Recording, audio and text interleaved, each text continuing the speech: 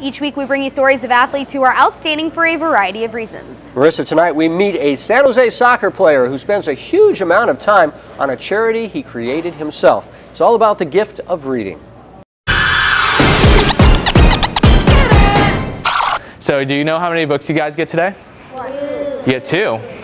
2 free books in the life of a young person. It might not sound like a lot to you, but to these youngsters, it's amazing. Oh my God, look at that computer! For the past 3 years, Chris Takeuchi has grown his Nisei project so more and more children enjoy the gift of reading. Yep, I like that one. So I started this my first year, and I was able to raise about 2,000 books and about $720. And so through the years, it's progressively grown. This year, I have about 3,500 to 4,000 books, and I raised about $1,300. This year, the books go to students at Grant Elementary School. Each class comes in, the books are organized by age group, and the students get to take home 2 new or slightly used books. The joy the children show after receiving their books is what it's all about for Chris. I like these 2 because they're cool. Oh, it's absolutely incredible. I can't really describe the feeling. I mean, I'd almost say, like, my first year, I just, like, when I first saw all the gratitude, I didn't really expect it to be that much because it was just used books, but they really appreciate it, and I really just, like, it warms my heart. A soccer player at South San Jose's Pioneer High School, Chris has to organize his time between soccer, school, and the book drive to make it all work. Well, he's a very driven individual. You can tell in his academics. He takes very high-level courses.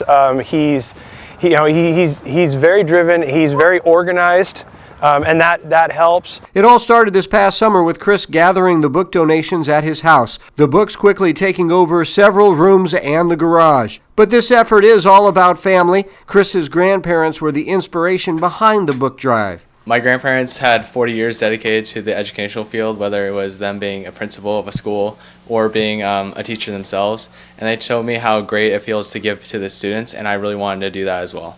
Now with the books out of the house and into the hands of these children, Chris will pass along the Nisei project to his cousin Jillian, a sophomore cheerleader at Leland High. I think it's great that Chris started this, and the fact that we're making it a legacy project is great too, because I can pass it on to my little cousins, and it just means a lot in the family name. Chris received a commendation from the city council delivered by his council member Johnny Camus, but the honor for Chris is really in knowing he is giving something valuable to hundreds of people. It helps develop their vocabulary, and also just, like, if you start them early on reading books, like, they just last the entire life. They'll just like reading. I think now, like, with everything's more digital, I think it's important to still have books because they still influence people, and then they still can go off them and then share them to their kids, maybe even do something like this like I've done later on in their lives.